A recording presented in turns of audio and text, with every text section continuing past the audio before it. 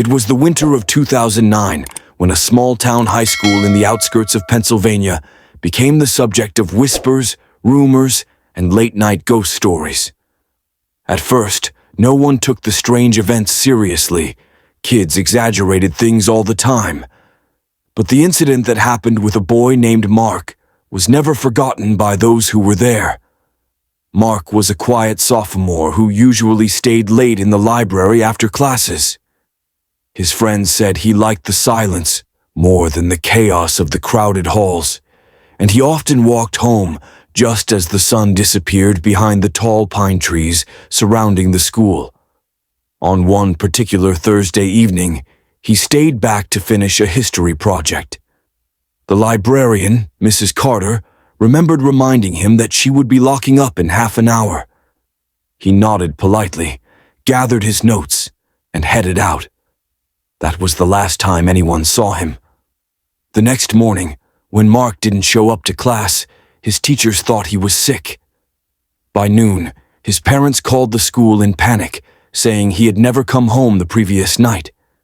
A search was organized, but all anyone could confirm was that Mark had indeed left the library, walked down the dim hallway toward the exit, and vanished. Police combed the school grounds, but there was no sign of him. His books and backpack weren't found, and there were no footprints in the snow leading away from the building. Strangely enough, the janitor swore he had heard faint footsteps echoing through the empty halls around 6 p.m., long after the school had closed. When he checked, the corridors were empty, but the lights had been flickering as if someone had just passed by. Rumors began spreading quickly. Some students claimed they saw Mark's reflection in the library windows days after he disappeared, even though no one was inside. Others swore that if you walked the hallway where he was last seen, you'd hear faint scratching sounds on the lockers, almost like fingernails dragging across metal. The most chilling account came from a teacher who stayed late to grade papers. She said she heard the sound of sneakers squeaking down the hall, just like the sound of a student rushing to class. When she stepped into the hallway, the motion-activated lights flickered on, revealing nothing but the empty corridor. And yet, she felt a cold breeze rush past her, carrying the faint smell of Mark's cologne. Investigators eventually suggested that Mark might have run away or been abducted, but his friends and family refused to believe it. He had left behind everything he owned, his phone, wallet, and even the project he had worked so hard on. Nothing made sense. Over the years, the school tried to move on, but Mark's disappearance left a permanent scar. The library staff reported that books would sometimes fall off shelves on their own, and security cameras placed near the exits would glitch out exactly at 6 p.m., the same time Mark was last heard walking the halls. Students began avoiding staying after dark, and the janitors refused to clean the second floor alone at night. Even now, more than a decade later, people say the school is haunted by Mark's restless spirit. Visitors have claimed to see a pale figure in a hoodie standing at the end of the hallway, only to vanish when approached. Some say if you call his name softly near the library doors, you'll hear a faint whisper answering back, trapped between worlds. Mark's body was never found, his case never solved. His absence turned into legend, a chilling reminder whispered to every new batch of students. Never stay in the halls after dark, because Mark still walks them. Every school has its share of ghost stories, but at Eastwood High, one particular legend stood above the rest. It wasn't about a shadowy figure in the gym or footsteps echoing in the halls. It was about the second-floor girls' restroom. For years, students whispered about a girl who appeared in the mirror, her hollow eyes watching silently, waiting. The story dated back to the late 1980s, when a student named Emily attended Eastwood. She was shy, withdrawn, and constantly bullied by her classmates. Teachers ignored the cruelty, and Emily often spent lunch breaks crying in the restroom, hiding from everyone. One tragic day, she never came out. According to the official report, Emily was found lifeless in one of the stalls. The cause of death was unclear. Some said she had taken her own life, while others claimed something far darker had happened. After her death, strange things began to happen. Girls reported seeing flickers in the mirror, like a shadow moving just behind their reflection. Sometimes the faucets would turn on by themselves, the water running ice cold. But the most disturbing detail was the mirror itself. Students claimed that if you stood alone, stared long enough, and whispered Emily's name 3 times, her pale figure would appear, her lips moving as though she was trying to speak, but no sound came out. Most chalked it up to playground gossip. But then came Sarah, a junior who didn't believe in ghost stories. One night, after staying late for cheer practice, she went to that restroom to freshen up. The school was nearly empty, the hall silent except for the faint hum of the old heating system. She splashed water on her face, then looked up into the mirror. At first, it was just her reflection staring back, but then, ever so slightly, her reflection smiled, even though Sarah herself hadn't moved. Frozen in terror, she backed away, but the reflection remained, its grin stretching unnaturally wide.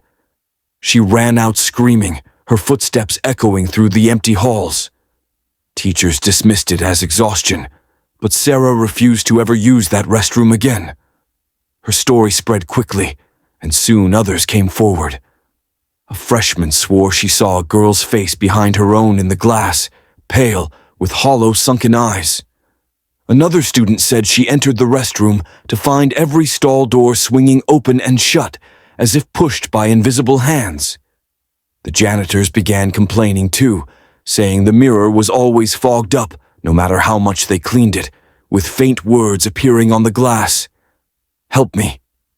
One teacher, Mr. Harlan, decided to debunk the rumors once and for all.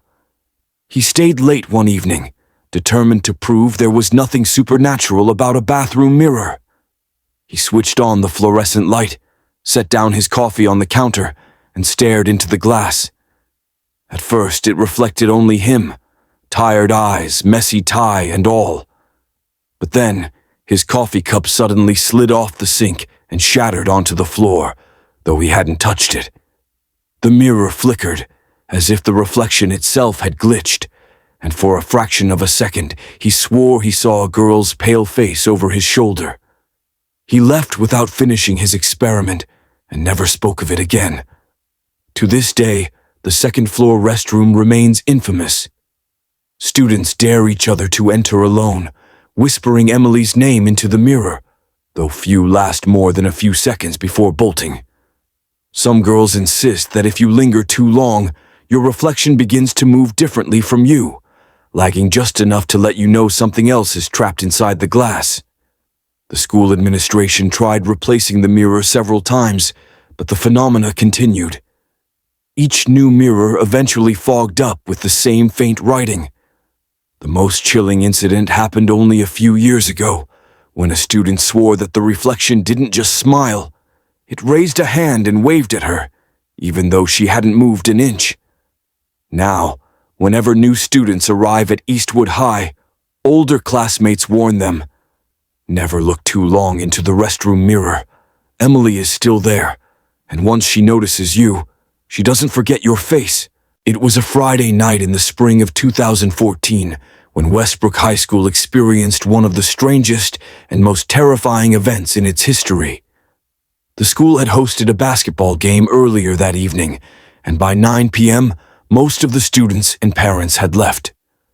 Only a few teachers and custodians remained to clean up the gym and lock the doors. That was when the alarm suddenly blared. A lockdown had been triggered. At first, everyone assumed it was a drill. But drills never happened that late at night. Principal Harris rushed to the security office to see what was going on. The system indicated that an unauthorized figure had been spotted in one of the hallways. Motion sensors had picked it up near the science wing, even though all the doors were locked and no one was supposed to be there. Police were called, and in the meantime, staff gathered in the gym. The janitor, Mr. Lopez, looked especially shaken. He swore he had seen someone earlier, a tall figure in dark clothing, walking near the trophy case. He had called out, thinking it was a student, but the figure didn't respond. Instead, it vanished around the corner. When he went to follow, the hallway was empty. The police searched every hallway, every classroom, and even the rooftop. They found nothing. The building was locked tight, with no sign of forced entry. Yet the motion sensors kept tripping, as though someone was still walking through the halls. The real terror began when the officers reviewed the security footage. On one of the cameras, a blurry figure appeared at the far end of a hallway. It wasn't detailed enough to identify, just a shadow-like outline that seemed to move unnaturally, almost gliding. The officers thought it might be a camera glitch until the figure paused directly in front of the lens. For a full 30 seconds, it stood motionless, its head tilted as though watching. Then it simply faded, dissolving into the darkness. The staff who saw the footage went pale. Some refused to stay in the building after that. But the strangest part came later, when one of the teachers, Mrs. Clark, realized something chilling. She recognized the spot where the figure had appeared. It was directly outside the old chemistry classroom. That was the room where, nearly 20 years earlier, a student named Daniel had died in a freak lab accident. A fire had broken out, trapping him inside before firefighters could arrive. His death had cast a long shadow over the school, and though the room had been renovated since, students always complained of feeling uneasy there. In the weeks following the lockdown, the sightings continued. Students reported hearing the sound of footsteps echoing in the science wing long after class hours. The custodians refused to clean that hallway alone. Some even claimed they saw a reflection in the trophy case glass, tall, thin, and motionless, watching them as they worked. One of the basketball players, Jason, later confessed to sneaking back into the building at night on a dare. He brought his phone to record proof of the so-called ghost. The video he captured showed him walking down the dark hallway, laughing nervously. Then, without warning, his phone's light flickered, and a dark silhouette appeared at the end of the corridor. Jason shouted, but the figure didn't move. It just stood there, blocking the exit. The video ended with him dropping his phone and running. When teachers found the device the next day, the last frame still showed the shadowy outline, head tilted slightly, just like in the security footage. The police never gave an official explanation. They blamed technical malfunctions and dismissed the shadows as tricks of the light. But students and staff knew better. The lockdown had been more than a glitch. It had been a warning. Even now, Westbrook High's science wing remains a place most avoid after dark. Teachers say the air feels heavier there, colder, as if someone invisible is always watching. And every year, without fail, the lockdown system mysteriously activates once, always in the spring, always near the anniversary of Daniel's death. No one stays behind when that happens. Because everyone at Westbrook knows, when the alarm sounds, the shadow walks again,